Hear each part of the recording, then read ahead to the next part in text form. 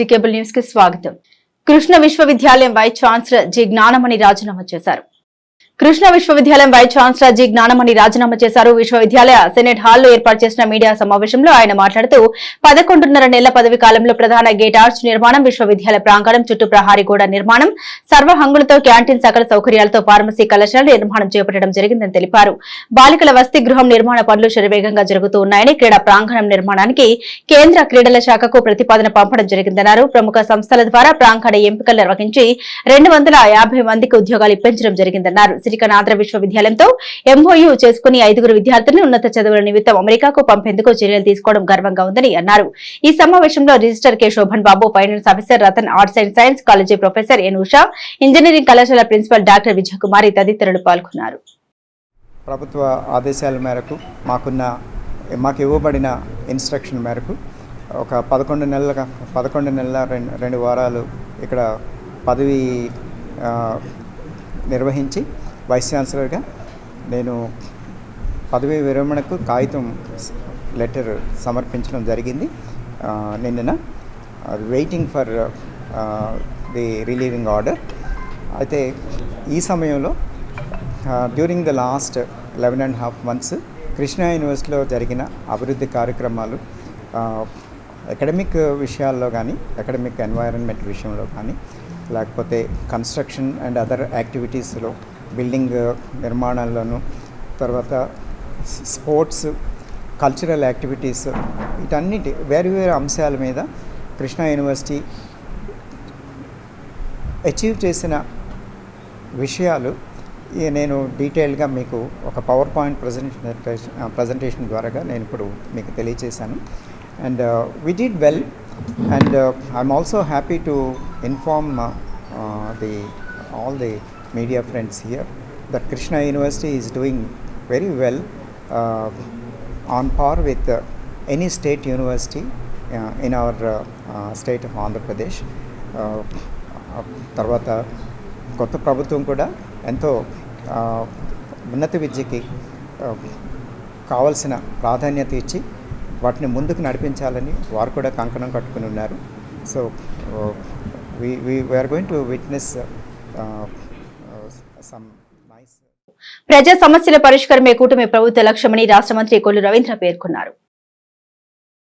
ప్రజా సమస్యల పరిష్కారమే కూటమి ప్రభుత్వ లక్ష్యమని రాష్ట్ర మంత్రి కొల్లు రవీంద్ర పేర్కొన్నారు. టీడీపీ నియోజకవర్గ కార్యాలయంలో ఆయన ప్రజా దర్బార్ నిర్వహించి ప్రజల నుండి ఆర్జీలు స్వీకరించారు. నియోజకవర్గంలో వివిధ ప్రాంతాల నుండి పెద్ద ఎత్తున వీచేసిన ప్రజల నుండి ఆర్జీలు స్వీకరించిన రాష్ట్ర మైన్స్, జియాలజీ, ఎక్సైజ్ శాఖ మంత్రి కొల్లు రవీంద్ర వారి సమస్యలు విని కొన్నింటిని అధికారులతో మాట్లాడి వెంటనే పరిష్కరించారు. మరికొన్నింటిని సత్వరమే పరిష్కరించాలని సంబంధిత అధికారులను ఆయన ఆదేశించారు. వారానికి ఒకసారి ప్రజా దర్బార్ నిర్వహించి ప్రజలను ఆర్జీలు స్వీకరించే కార్యక్రమం నిర్వహిస్తామని ఆయన తెలిపారు.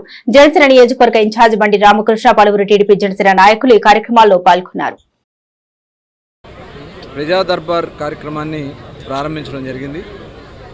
ఏదైతే ఈరోజు యువ నాయకుడు నారా లోకేష్ గారు మంగళగిరిలో ప్రతిరోజు ఉదయం ప్రజా దర్బార్ నిర్వహిస్తూ ఉన్నారు. ప్రతిరోజు డివిజన్లో పర్యటనలు చేసుకుంటూ వారానికి ఒకరోజు ఉదయం 8 గంటల నుంచి మధ్యాహ్నం 12 గంటల వరకు ప్రజలకి పూర్తిగా అందుబాటులో ఉంటూ వాళ్ళు సమస్యలన్నీ కూడా గ్రీవెన్స్ అంతా కూడా తీసుకుని దానికి సంబంధించినటువంటి సమస్యల పరిష్కారం చేయడం కోసం మరి అధికారుల దృష్టి తీసుకెళ్లే కార్యక్రమంలో భాగంగానే ఈ ప్రజా దర్బార్ని నిర్వహించుకుంటా ఉన్నాం. ప్రజా సమస్యలు కానీ, వ్యక్తిగత సమస్యలు కానీ, అంటే ఏదైతే ఇవాళ ప్రజలకు వస్తున్నటువంటి సంక్షేమ కార్యక్రమాల్లో గత ప్రభుత్వంలో చాలా నిర్లక్ష్యం చేసి పార్టీ రంగు రుద్ది, కులాలు మతాలు రంగులు రుద్ది చాలామందికి రాజ్యాంగపరంగా వాళ్ళకు ఉన్నటువంటి హక్కుల్ని ఈ ప్రభుత్వం హరించింది, గత ప్రభుత్వం. దాన్ని దృష్టిలో పెట్టుకుని ఇవాళ అవన్నీ కూడా ఎవరైతే నిజంగా ఎలిజిబుల్ ఉన్నారో ప్రతి ఒక్కరికి పార్టీలకు అతీతంగా, కుల మతాలకు అతీతంగా ఆ సమస్యల పరిష్కారం చేయాలనేదే చంద్రబాబు నాయుడు గారి యొక్క ఆలోచన. దానికోసమే ఈరోజు మరి మచిలీపట్నంలో ఈ కార్యక్రమాన్ని మేము ప్రారంభించుకోవడం జరిగింది. దాదాపు ఇప్పటికీ రిజిస్టర్ అయిన వాళ్ళు 200 మంది పైన ఈరోజు రిజిస్టర్ అయి ఉన్నారు. మరి ఒక్కొక్కటి నోట్ చేసుకోవడం, ఇవన్నీ కూడా డిపార్ట్మెంట్ల వారీగా సెగ్రిగేట్ చేసుకుని వాటిని ఇమ్మీడియట్గా చేయగలిగినటువంటి సమస్యలు ఉంటే ఇమ్మీడియట్గా చేయటం, మరి దీర్ఘకాలికంగా చేయాల్సిన సమస్యలు ఉంటే దాన్ని ఏ రకంగా చేయగలం అనేది ఒక ప్రణాళిక తయారు చేసుకోవడం కోసం ఒక ఆఫీస్ కూడా మేము ఏర్పాటు చేసుకోవడం జరిగింది. మరి వచ్చిన వాళ్ళు ఎక్కడ కూడా ఇబ్బందులు పడకుండా, ఎందుకంటే చాలామంది వికలాంగులు వస్తూ ఉన్నారు, వితంతువులు ఉన్నారు, ఆడబిడ్డలు ఉన్నారు, వాళ్ళందరికీ కూడా ఎక్కడ కూడా పూర్తి స్థాయిలో ఈ సంక్షేమ ఫలాలు అందించాలనేది లక్ష్యంగా ఈ కార్యక్రమం చేస్తున్నాం. ఇదే కాకుండా రేపు 1వ తారీఖు నుంచి మరి చంద్రబాబు నాయుడు గారు ఎన్టీఆర్ భరోసా కింద ప్రతి ఒక్కరికి 4,000 రూపాయలు పెన్షన్ ఇచ్చే కార్యక్రమాన్ని కూడా ప్రారంభించుకుంటున్నాం. ఏప్రిల్ నుంచి కూడా లెక్క పెట్టుకుని ఏప్రిల్, మే, జూన్ 3 నెలలకు కలిపి 3,000 రూపాయలు ప్లస్ జూలై 4,000 కలిపి 7,000 రూపాయలు. మచిలీపట్నాన్ని స్వచ్ఛ సుందర నగరంగా తీర్చిదిద్దేందుకు చర్యలు చేపట్టినట్లు జిల్లా కలెక్టర్ డి.కే. బాలాజీ తెలియజేశారు. మచిలీపట్నాన్ని స్వచ్ఛ సుందర నగరంగా తీర్చిదిద్దేందుకు చర్యలు చేపట్టినట్లు జిల్లా కలెక్టర్ డి.కే. బాలాజీ తెలిపారు. పారిశుద్ధ్య పరిస్థితులు మెరుగుపరచడంలో భాగంగా నగరంలో స్పెషల్ డ్రైవ్ చేపట్టినట్లు ఆయన వివరించారు. ఇందులో భాగంగా కోనేరు సెంటర్లో నిర్వహిస్తున్న శానిటేషన్ స్పెషల్ డ్రైవ్ ను ఆయన పరిశీలించారు. రాష్ట్ర మంత్రి కొల్లు రవీంద్ర మార్గదర్శకాల మేరకు మున్సిపల్ కార్పొరేషన్ పరిధిలోని 50 డివిజన్లలో రోజుకు ఒక డివిజన్ చొప్పున శానిటేషన్ డ్రైవ్ నిర్వహిస్తున్నట్లు కలెక్టర్ బాలాజీ తెలిపారు. ముఖ్యంగా కోనేరు సెంటర్లో చెత్త పడేయకుండా వ్యాపారులకు అవగాహన కల్పించినట్లు ఆయన పేర్కొన్నారు. నగరాన్ని సర్వాంగ వనంగా తీర్చిదిద్దే క్రమంలో విస్తృతంగా మొక్కలు నాటే కార్యక్రమాన్ని చేపడతామన్నారు. మున్సిపల్ కమిషనర్ బాపిరాజు తదితరులు ఈ కార్యక్రమాల్లో పాల్గొన్నారు. మంత్రివర్యులు మళ్ళీ మచిలీపట్నం శాసనసభ్యులు కొల్లు రవీంద్ర సార్ గారి మార్గదర్శకాల మేరకు మచిలీపట్నం మున్సిపాలిటీకి సంబంధించి డీటెయిల్గా రివ్యూ చేయడం జరిగింది. ఏ వర్క్స్ ఏ స్టేజ్లో ఆగిపోయినాయి, ఆ స్టేజ్ నుంచి నెక్స్ట్ దాన్ని ముందుకు ఎలా తీసుకెళ్ళాలి అనేది కొన్ని వాళ్ళ సమస్యలు కూడా చెప్పడం జరిగింది. దానికి కొన్ని సలహాలు, సూచనలు, సొల్యూషన్స్ కూడా చెప్పడం జరిగింది. మళ్ళీ మంత్రివర్యుల ఉద్దేశం ఏంటి అంటే ఈ ఒక మచిలీపట్నంని స్వచ్ఛంగా సుందరంగా చేసేదానికి శానిటేషన్ కూడా already sanitation special sanitation drive అనేది ఒక్కొక్క వార్డ్ని తీసుకొని మచిలీపట్నంలో వార్డ్ వారీగా స్టార్ట్ అయింది. సో దాంతోనే భాగంగా దాన్ని ఇంకొక అడుగు ముందుకు వెళ్తూ ఈ గార్బేజ్ వల్నరబుల్ పాయింట్స్ అంటే చెత్త పడే పాయింట్స్ ఏముంటాయి, ఆ చెత్త పడే పాయింట్స్ని చెత్త లేనట్టు చేసేదానికి చర్యలు తీసుకోమని చెప్పున్నారు. సో అకార్డింగ్లీ ఈరోజు మున్సిపల్ కమిషనర్తో కోఆర్డినేట్ చేసుకొని మచిలీపట్నంలో దఫాలుగా ప్రతి ఒక్క గార్బేజ్ వల్నరబుల్ పాయింట్ అంటే చెత్త కుప్పల్ని కూడా చెత్త కుప్ప పడకుండా దాన్ని శుభ్రంగా సుందరంగా మనము తీర్చిదిద్దేదానికి చర్యలు తీసుకుంటున్నాము. దానికి ఈరోజు మొట్టమొదటిగా కోనేరు సెంటర్ కదా, సో ఈ కోనేరు సెంటర్లో చెత్త పడే ఒక పాయింట్ని ఎగ్జామిన్ చేయడం జరిగింది.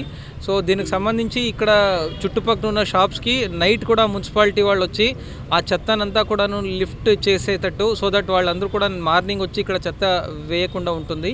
మళ్ళీ చెత్త పడే ప్రాంతంలో కొద్దిగా దాన్ని పూల కుండీలు ఇవన్నీ పెట్టించి శుభ్రంగా తయారు చేయించి ఒక 3-4 డేస్ బాగా దాన్ని మానిటరింగ్ చేసి ఇక్కడ చెత్త వేసేవాళ్ళు కూడా చెత్త ఇక్కడ వేయకుండా డైరెక్ట్లీ మున్సిపాలిటీకి ఇచ్చేటట్టు అలవాటు పడేటట్టు చర్యలు తీసుకుంటున్నాము. సో మచిలీపట్నం ప్రజలందరూ కూడా సహకరించాలి. ఇది మన మచిలీపట్నం, మన నగరం. మనం స్వచ్ఛంగా సుందరంగా పెట్టుకుంటే మన ఆరోగ్యాలు బాగుంటాయి. సో బయట నుంచి ఎవరైనా వచ్చినా కూడాను మచిలీపట్నం అంటే మరీ చెత్త కుప్పలతో ఉంది అని అనుకోకూడదు. దే షుడ్ ఫీల్ దట్ ఈ నగరాల్లో ప్రజలందరూ కూడా బాగా మెయింటైన్ చేస్తారనే ఫీలింగ్ అందరికీ కలగజేయాలి అనే ఉద్దేశంతో అన్ని స్టెప్స్ తీసుకోవడం. ఆది విలంబ సంఘం ఆధ్వర్యంలో దివంగత మాకర్ల వెంకట స్వామి నాయుడు 75వ వర్ధంతిని మున్సిపల్ పార్క్ లో ఘనంగా జరిపారు. ఆది విలంబ సంఘం ఆధ్వర్యంలో మున్సిపల్ పార్క్ లో పార్కు స్థలదాత దివంగత మాకర్ల వెంకట స్వామి నాయుడు 75వ వర్ధంతిని ఘనంగా నిర్వహించారు. ఈ సందర్భంగా పార్క్ లో వెంకట స్వామి నాయుడు విగ్రహానికి పూలమాల వేసి ఆది విలంబ సంఘ సభ్యులు నివాళులర్పించారు. ఈ సందర్భంగా సంఘ అధ్యక్షుడు పిల్లారిశెట్టి శ్రీనివాసరావు మాట్లాడుతూ ఈ పార్కు ప్రదేశాన్ని మచిలీపట్నానికి వచ్చే యాత్రికులు, విద్యార్థులు, ఇతర పరిమిత వచ్చిన వారికి నివాసం మరియు ఉచిత భోజన సదుపాయాలు కలుగజేసినారని, కాలక్రమేణా ఈ పార్కు ప్రదేశంను వారు ప్రభుత్వానికి వితరణగా ఇవ్వగా ప్రభుత్వం దీన్ని ఆహ్లాదాన్ని, ఆనందాన్ని కలిగించే రీతిలో పట్టణ ప్రజల కోసం పార్కుగా మార్చారన్నారు. ఈ సందర్భంగా కొప్పిశెట్టి సమంతకమణి, వేలూరు దిలీప్ కుమార్, సురత పాండురంగారావు వితరణతో మున్సిపల్ ఎలిమెంటరీ స్కూల్లో విద్యార్థులకు నోట్ బుక్స్ పంపిణీ చేశారు. యువత ప్రభుత్వం అందిస్తున్న అవకాశాలను వినియోగించుకుని ఉన్నత స్థాయికి చేరుకోవాలని జిల్లా ఉపాధి కల్పన అధికారి దేవరపల్లి విక్టర్ బాబు ఆకాంక్షించారు. యువతకు ప్రభుత్వం అందిస్తున్న అవకాశాలను వినియోగించుకుని ఉన్నత స్థాయికి చేరుకోవాలని జిల్లా ఉపాధి కల్పన అధికారి శ్రీ దేవరపల్లి విక్టర్ బాబు అన్నారు. పవిత్ర డిగ్రీ కాలేజీలో జిల్లా నైపుణ్య అభివృద్ధి సంస్థ మరియు జిల్లా ఉపాధి కల్పన శాఖ సంయుక్త ఆధ్వర్యంలో క్యాంపస్ ప్లేస్మెంట్ మేళా నిర్వహించారు. ఈ జాబ్ మేళాలో దాదాపు 600 మంది అభ్యర్థులు పాల్గొన్నారు. ఈ కార్యక్రమంలో 12 కంపెనీల ప్రతినిధులు, జిల్లా నైపుణ్య అధికారి ఎస్ శ్రీనివాసరావు, పవిత్ర డిగ్రీ కాలేజీ ప్రిన్సిపల్ అయ్యప్ప స్వామి మరియు ఉపాధి కల్పన కార్యాలయ సిబ్బంది పాల్గొన్నారు. మా యొక్క department employment and training department ఆదేశాల ప్రకారం మంత్లీ 4 జాబ్ మేళాలు కండక్ట్ చేయాల్సి ఉంది. దాంట్లో భాగంగా ఈరోజు అనగా 29వ తారీఖు మన మచిలీపట్నంలోని పవిత్ర డిగ్రీ కాలేజీ నందు మెగా జాబ్ మేళా కండక్ట్ చేస్తున్నాము. మరి ఆ మేరకు అన్ఎంప్లాయ్స్ యూత్ 500 మంది నుంచి 600 మంది వరకు కూడా క్యాండిడేట్స్ అటెండ్ అవ్వడం జరిగింది. మరి కంపెనీలు వచ్చేటప్పుడు కూడా 16 కంపెనీలు అటెండ్ అయ్యాయి. దాంట్లో 7 కంపెనీల వరకు కూడా ఎవరైతే క్యాండిడేట్స్ సెలెక్ట్ అయ్యారో వాళ్ళందరికీ కూడా ఆఫర్ లెటర్స్ ఇవ్వడం జరిగిద్దని చెప్పాం. మరి ఆ విధంగా ఇప్పుడు ఈ జాబ్ మేళా జరుగుతుందండి. మరి అందరూ కూడా అన్ఎంప్లాయ్స్ యూత్ సద్వినియోగం చేసుకోవాల్సిందిగా ఈ సందర్భంగా కోరుతున్నాం. విక్టర్ బాబు గారు ఆధ్వర్యంలో మన డిగ్రీ కాలేజ్ పవిత్ర డిగ్రీ కాలేజీలో జాబ్ మేళా కండక్ట్ చేయడం జరుగుతుంది. ఈ కార్యక్రమంలో దాదాపుగా నిరుద్యోగులైనటువంటి ఒక 500 మంది విద్యార్థులు పాల్గొనడం చాలా శుభసూచకం. వీళ్ళందరికీ కూడా ఇక్కడ మన మంచిగా ఒక 10 కంపెనీలు రావటం, ఆ కంపెనీల ద్వారా వాళ్ళకి ఉద్యోగ అవకాశం కల్పించాలని చెప్పి చూడటం నిజంగా చాలా మంచి శుభపరిమాణం. కాబట్టి విక్టర్ బాబు గారు ఇలాగే మాకు ఎప్పుడూ కూడా సహకారం అందించాలని చెప్పి మా కాలేజీ తరపు నుంచి ఆయనకి ప్రత్యేక ధన్యవాదాలు తెలుపుకుంటున్నాము. ఇక్కడికి వచ్చినటువంటి కంపెనీస్కి అలాగే హెచ్ఆర్స్ అందరికీ కూడా మా కాలేజీ తరపు నుంచి ప్రత్యేకంగా ధన్యవాదాలు. అందరికీ నమస్కారం అండి. రాష్ట్ర ప్రభుత్వం, ఆంధ్రప్రదేశ్ రాష్ట్ర ప్రభుత్వం ఆధ్వర్యంలో ఎంప్లాయ్మెంట్ డిపార్ట్మెంటు మరియు స్కిల్ డెవలప్మెంట్ కార్పొరేషన్ యొక్క సహకారంతో ఈరోజు స్థానికంగా ఉన్నటువంటి పవిత్ర డిగ్రీ కాలేజీలో ఈ మెగా జాబ్ మేళా అనేది కండక్ట్ చేయడం జరుగుతుంది. దీంట్లో భాగంగా నిరుద్యోగ యువతకి ఉద్యోగ అవకాశాలు కల్పించడానికి సుమారు ఒక 15 కంపెనీలు ఇక్కడ రావడం జరిగింది. ఈ జాబ్ మేళా అనేది ముఖ్య ఉద్దేశం నిరుద్యోగులకి మరియు కంపెనీస్కి, ఎవరికైతే రిక్వైర్మెంట్స్ ఉన్న కంపెనీస్కి మధ్యన ఒక వారధిలాగా ఉండాలి అనే ఉద్దేశంతో ఈ జాబ్ మేళా పెట్టడం జరుగుతుంది. పవిత్ర కాలేజ్ మేనేజ్మెంట్ వంటి సహకారంతో ఇక్కడ పెట్టడం జరిగింది. సుమారు చదువులో గొప్పగా రాణించి భవిష్యత్తులో ఉన్నత శిఖరాలకు చేరుకోవాలని పలువురు టీడీపీ నాయకులు సూచించారు. చదువులో గొప్పగా రాణించి భవిష్యత్తులో ఉన్నత శిఖరాలకు చేరుకోవాలని పలువురు టీడీపీ నాయకులు సూచించారు. జార్జి కార్నేషన్ స్కూల్లో విద్యార్థులకు పాఠ్య పుస్తకాలతో పాటుగా విద్యా సంబంధ కిట్లను వారు ఉచితంగా అందించారు. రాష్ట్ర మంత్రి కొల్లు రవీంద్ర తనేడు, కొల్లు పునీత్ మరియు 26వ డివిజన్ టీడీపీ నాయకులు విద్యార్థులకు పాఠ్య పుస్తకాలు, యూనిఫామ్, బెల్ట్, నోట్బుక్స్, నిఘంటువు, బ్యాగులను పంపిణీ చేశారు. ఈ సందర్భంగా వారు మాట్లాడారు. రాష్ట్ర ప్రభుత్వం విద్యా, వైద్య రంగానికి అధిక మొత్తంలో నిధులను వెచ్చిస్తోందని, విద్యార్థులు ఈ అవకాశాన్ని సద్వినియోగం చేసుకుని ఉన్నత శిఖరాలకు అధిరోహించారన్నారు. ఈ కార్యక్రమంలో టీడీపీ నాయకులు మౌలాలి, అజీం ప్రసాద్, చంటి తదితరులు పాల్గొన్నారు.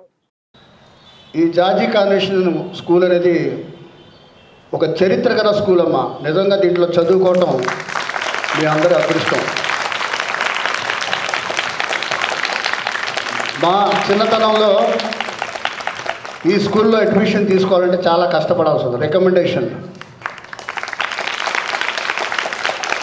నిజంగా ప్రైవేట్ స్కూళ్ళల్లో ఉన్న ఉపాధ్యాయులు ఎవరు కూడా మీ ఉపాధ్యాయులకు ఎందుకు పనికిరారు. ఎందుకంటే మీ ఉపాధ్యాయులు ఉత్తమమైన ఉపాధ్యాయులుగా వాళ్ళు మంచి చదువులు చదివి బీఈడీ లాంటి కోర్సులు చేసి ఎన్నో డిగ్రీలు పొంది మరి వాళ్ళ అడుగుజాడల్లో వాళ్ళు చూపించేటటువంటి మార్గంలో మీరందరూ నడవాలంటే మీరు చేసుకున్న అదృష్టం, పుణ్యం.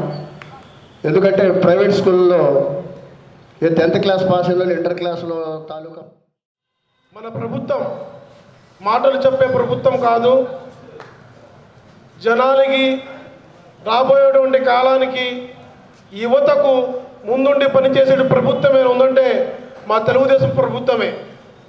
విద్యార్థులకు రేపు భవిష్యత్తులో మంచి పునాది వేయడానికి మన కొల్లు రవీంద్ర గారు మచిలీపట్నంలో ఆయన కృషి చేసి ఎన్నో ఫ్యాక్టరీలు కానీ, ఫోర్ట్లు కానీ, తదితర పరిశ్రమలు తీసుకొచ్చేటువంటి వ్యక్తి కొల్లు రవీంద్ర గారు. రేపు మీ చదువు పూర్తవగానే కొల్లు రవీంద్ర గారు బందర్ యొక్క దిశను మార్చి ఇక్కడ చదివేటువంటి విద్యార్థి క్లాస్మేట్స్ అట్లా నాన్నగారు, మా నాన్నగారు, వాళ్ళ నాన్నగారు, రవీంద్ర గారు నాన్నగారు క్లాస్ 3 తరాల స్నేహం మాకు. దాన్నే మనం అంటారు. మనం అంటారు. 3 తరాల స్నేహం మాకు వాళ్ళ ఫ్యామిలీకి. సార్ రోజు ఏంటంటే పునీతికి మనం ఇవ్వాలంటే ఈ హోదాలు వచ్చాడు. మామూలుగా అయితే ఈ సమ్మర్లో చక్కగా పొద్దున్న 6 to 8 మన గ్రౌండ్లో వాకింగ్ చేయటం చేస్తారు. పునీత్ మా పైన అందరికీ వాకింగ్, షెట్లు ఆడటం. మన పీటీ షరాజ్ ఉన్నాడు కదా, షరాజ్ ఆడించేవాడు. సమ్మర్ అంతా అదే పని. ఇక పునీత్ గురించి 2 మాటలు చెప్తా. 10th క్లాస్ ఢిల్లీ పబ్లిక్ స్కూల్లో చదివాడు. +1, +2 కూడా అక్కడే. బీటెక్ వచ్చి వైజాగ్ గీతం కాలేజీలో ఇంజనీరింగ్ చదివాడు. చదివి ఇప్పుడు రెడీగా స్టేట్కి వెళ్ళిపోవడానికి రెడీగా ఉన్నాడు. మార్కెట్ యార్డ్ మాజీ చైర్మన్ వైసీపీ నాయకుడు మేకా భాస్కర్రావు 4వ వర్ధంతిని వైసీపీ నేతలు ఘనంగా జరిపారు. మార్కెట్ యార్డ్ మాజీ చైర్మన్ వైసీపీ నాయకుడు మేకా భాస్కర్రావు 4వ వర్ధంతిని వైసీపీ నేతలు ఘనంగా జరిపారు. ఈ సందర్భంగా ఈడపల్లిలోని జెట్టి నరసింహరావు ప్రభుత్వ వృద్ధ వికలాంగుల ఆశ్రమంలో నిర్వహించిన కార్యక్రమాల్లో దివంగత మేకా భాస్కర్రావు చిత్రపటానికి పలువురు పూలమాల వేసి నివాళులర్పించారు. అనంతరం వృద్ధులకు అన్నదానం చేశారు. ఈ కార్యక్రమంలో మేయర్ చిటికన వెంకటేశ్వరమ్మ, మాజీ మేయర్ మేకా వెంకటేశ్వరమ్మ, కార్పొరేటర్ మేకల సుధాకర్, గాజుల భగవాన్ తదితర వైసీపీ నాయకులు మేకా భాస్కర్రావు కుటుంబ సభ్యులు పాల్గొన్నారు. మచిలీపట్నం నగరాన్ని స్వచ్ఛ సుందర నగరంగా తీర్చిదిద్దేందుకు ప్రజలందరూ సహకరించాలని జిల్లా కలెక్టర్ డి.కే. బాలాజీ విజ్ఞప్తి చేశారు. జిల్లా కలెక్టర్ డి.కే. బాలాజీ నగరపాలక సంస్థ కార్యాలయంలో కమిషనర్ బాపిరాజు వివిధ విభాగాల అధికారులతో సమావేశం నిర్వహించి నగరంలో శానిటేషన్, తాగునీటి సరఫరా, పన్నుల వసూళ్లు, నగరపాలక సంస్థ ఆదాయ వ్యయాలపై సమీక్షించారు. నగరంలో ఇంటింటి చెత్త సేకరణ గురించి కలెక్టర్ ఆరా తీశారు. వాహనాల ద్వారా చెత్త సేకరణ రెగ్యులర్ గా జరగాలన్నారు. శానిటేషన్ సిబ్బంది డివిజన్ల వారీగా ఎంతమంది ఉన్నారని కలెక్టర్ అడిగి తెలుసుకున్నారు. ఆస్తి పన్ను, నీటి పన్ను వసూలుకు సంబంధించి పెద్ద మొత్తంలో బకాయిలు పడ్డ వారి నుండి వసూలుకు ప్రాధాన్యత ఇవ్వాలని అధికారులు ఆదేశించారు. వాహనాల ద్వారా చెత్త సేకరించే విధానం సంపూర్ణంగా అమలు చేసి డస్ట్బిన్ ఫ్రీ నగరంగా తీర్చిదిద్దుటకు చర్యలు తీసుకోవాలన్నారు. మోపిదేవి శ్రీ సుబ్రహ్మణ్యేశ్వర స్వామి ఆలయంలోని హుండీల లెక్కింపులో 90 రోజులకు 84 లక్షల రూపాయలు వచ్చినట్లు ఆలయ డిప్యూటీ కమిషనర్ నల్లం సూర్య చక్రధర్రావు తెలిపారు. మోపిదేవిలో స్వయంభుగా కొలువుదీరిన శ్రీ వల్లి దేవసేన సమేత శ్రీ సుబ్రహ్మణ్యేశ్వర స్వామి ఆలయంలోని హుండీలను లెక్కించారు. ఆలయ డిప్యూటీ కమిషనర్ నల్లం సూర్య చక్రధర్రావు ఆధ్వర్యంలో కృష్ణా జిల్లా దేవాదాయ శాఖ తనిఖీ అధికారి కె. శ్రీనివాసరావు పర్యవేక్షణలో హుండీలను తెరిచి లెక్కింపు ప్రారంభించారు. 90 రోజులకు గాను ఆలయంలోని హుండీలో గల నగదు 84,23,387 రూపాయలు వచ్చాయి. 6 కేజీల 846 గ్రాముల వెండి, 64 గ్రాముల బంగారం, అమెరికన్ డాలర్లు 541 వచ్చినట్లు చక్రధర్రావు తెలిపారు. ఈ కార్యక్రమంలో ఆలయ సూపరింటెండెంట్ బొప్పడ సత్యనారాయణ, ఆలయ సిబ్బంది, సేవా సమితి సభ్యులు, గ్రామస్తులు, భక్తులు పాల్గొన్నారు.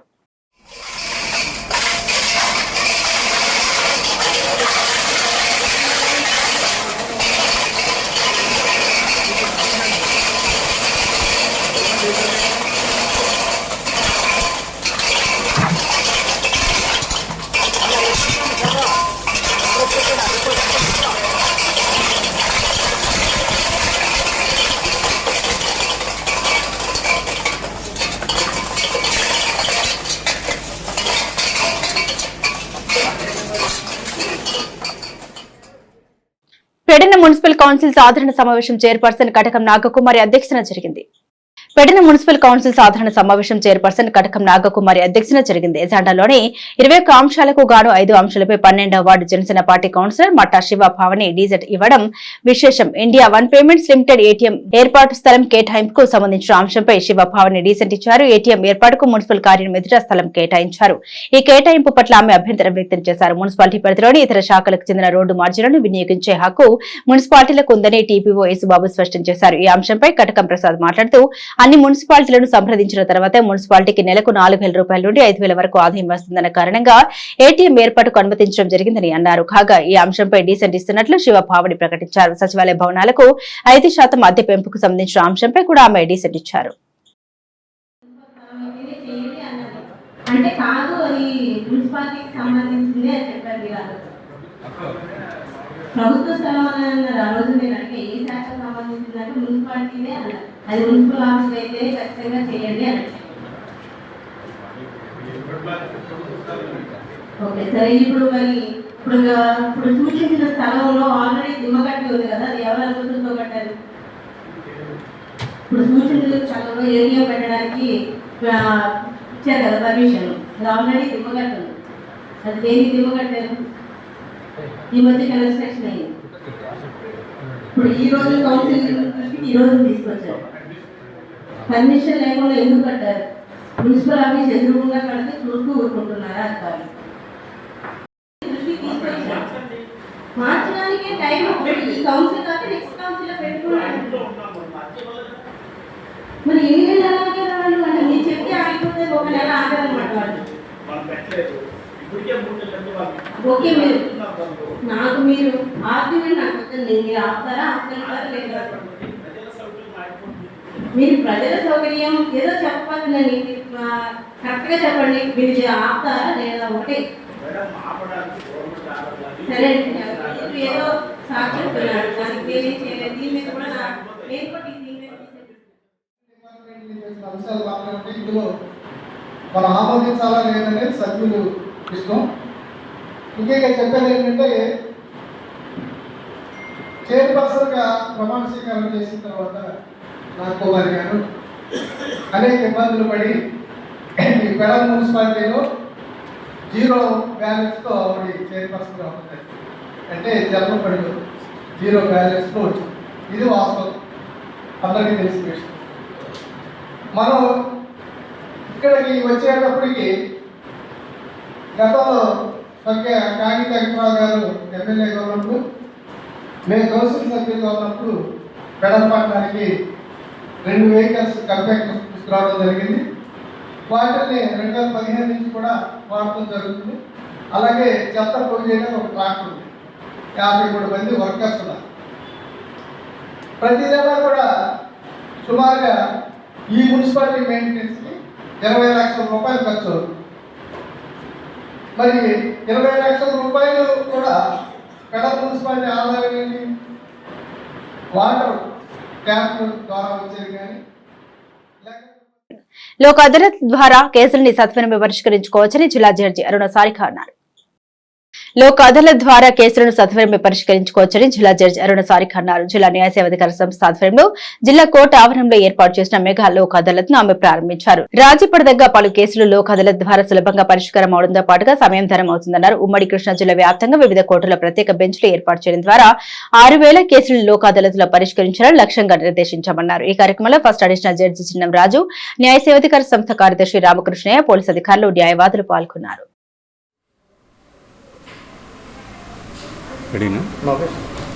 అందరికీ నమస్కారం.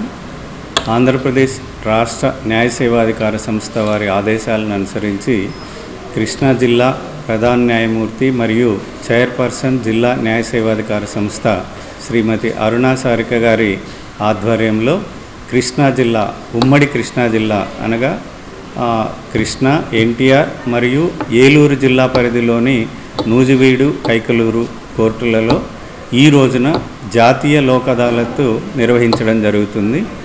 ఈ జాతీయ లోక్ అదాలత్లో మొత్తం మన ఉమ్మడి కృష్ణా జిల్లాలో ఉన్నటువంటి 94 కోర్టులకి సంబంధించినటువంటి కేసుల పరిష్కారానికి కక్షిదారులకి ఈరోజు 40 బెంచీల ద్వారా పరిష్కారం చేసుకోవడానికి వసతి ఏర్పాటు చేయడం జరిగింది.